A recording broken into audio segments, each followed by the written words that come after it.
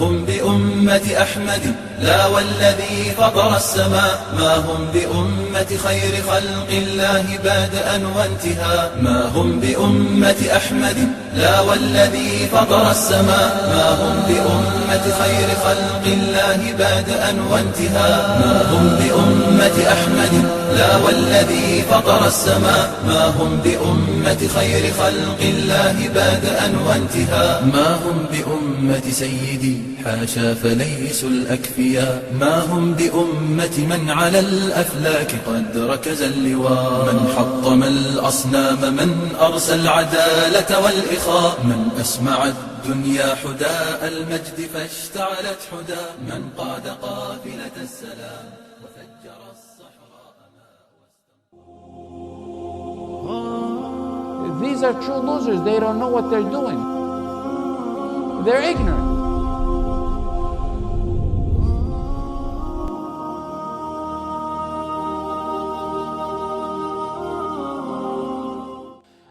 I make this comment here in response to the many brothers and sisters who ask to elaborate on issues of interfaith.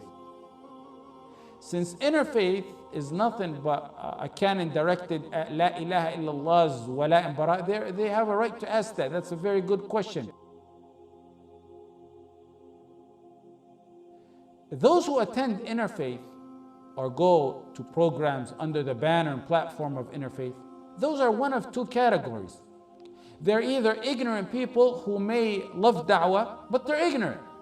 They love to spread Islam and they think that's the proper way to do it. That's their ideal way of doing it, or one of their ways of doing it. Those are the type of people who should temporarily withdraw from da'wah and the da'wah field and arena and sit back and learn before they misguide and get sins instead of the deeds that they're expecting. We're pro-da'wah. I said it many times. And I said, our life roams around it. I said, convey what you know of ilm. That's true. Solid ilm. No matter how much you know, even if it's a little bit, convey it. We spoke in this class on how to be kind and wise in conveying the da'wah, so you can open the hearts and your message can reach them. But interfaith and da'wah are two opposites. A group of those who promote this and attend these and their platforms, they're Islamically untaught. Their idea of da'wah is a photo shoot, sitting and standing with a priest and a rabbi, and then at the end of the day returning to their wives on a full meal, thinking they've accomplished something big in da'wah. They've accomplished nothing more than getting the title of being total losers as a declaration by Allah from on top of seven skies. قُلْ هَلْ نُنَبِّئُكُمْ بِالْأَخْسَرِينَ أَعْمَالًا قل هل ننبئكم بالأخسرين أعمالا الذين ضل سعيهم في الحياة الدنيا وهم يحسبون أنهم يحسنون صنعا. Allah says to the Prophet ﷺ, shall we tell you the greatest of the losers? الذين ضل سعيهم في الحياة الدنيا وهم يحسبون أنهم يحسنون صنعا. They are those whose efforts have been wasted in this life.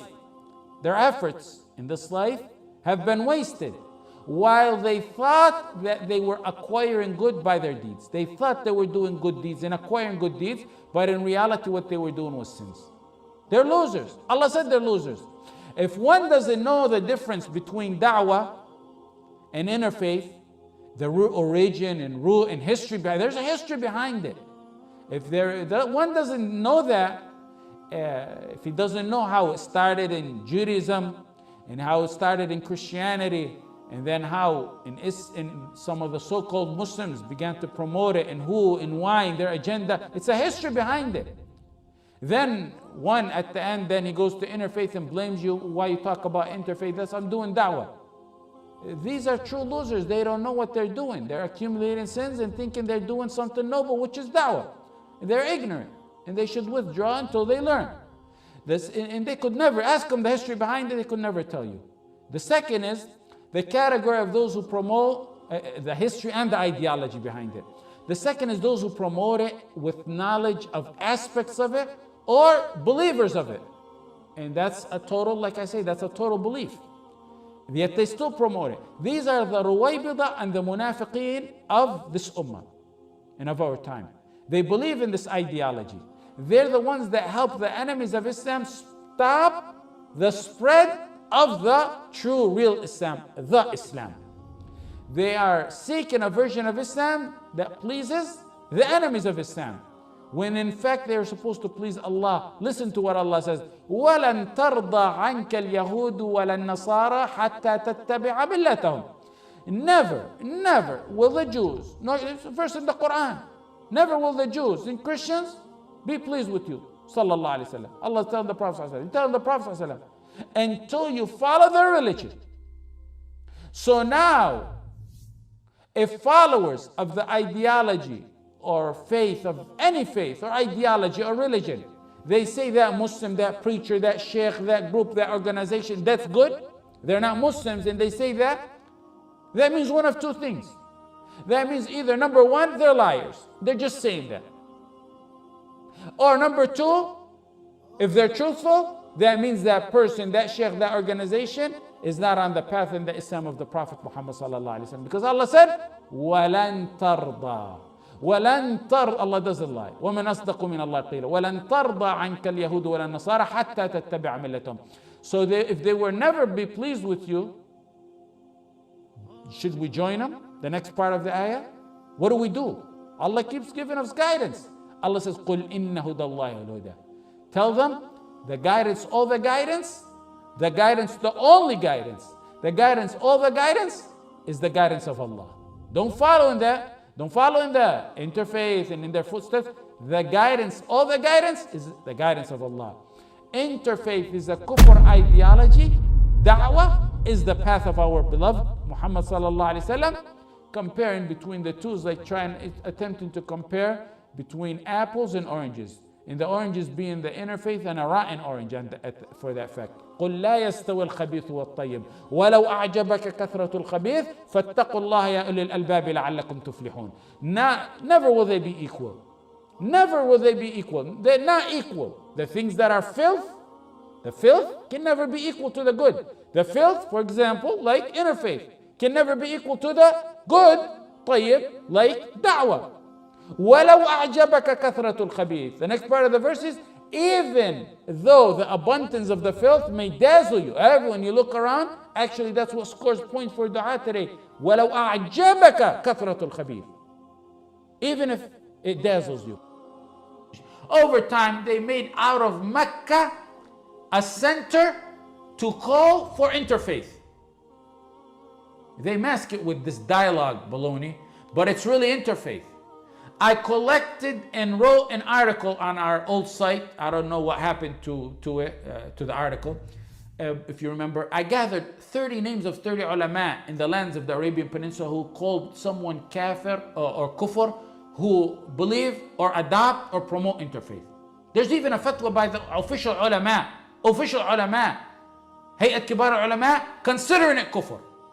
Wallahi, one scholar who the Murji'a attribute themselves to in the lands of Haramain said, whoever calls for interfaith is worse than Jews and Christians. Every main aspect of interfaith is aimed to attack and demolish our aqidah and wala and bara. The purpose of interfaith is to destroy wala and bara.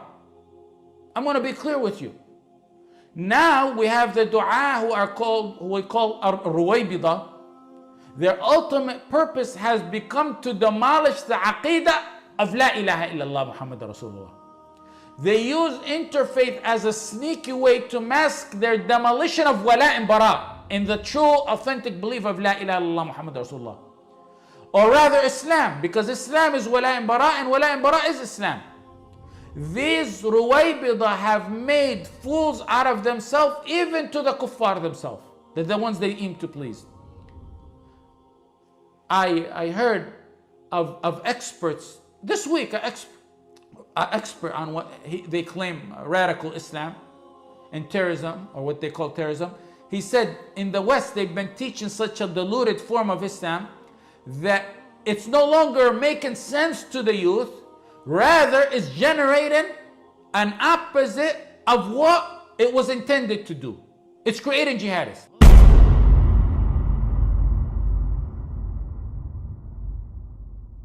يا أيها الذين آمنوا لا تتخذوا بطانة من دونكم لا يألونكم خبالا ودوا ما عنتم قد بدت البغضاء من أفواههم وما تخفي صدورهم أكبر قد بينا لكم الآيات إن كنتم تعقلون ها أنتم أولئك تحبونهم ولا يحبونكم وتؤمنون بالكتاب كله وإذا لقوكم قالوا آمنا وإذا خلوا عضوا عليكم الأنامل من الغيظ قل موتوا بغيظكم إن الله عليم بذات الصدور إن تمسسكم حسنة تسؤهم وإن تصبكم سيئة يفرحوا بها وإن تصبروا وتتقوا لا يضركم كيدهم شيئا إن الله بما يعملون محيط.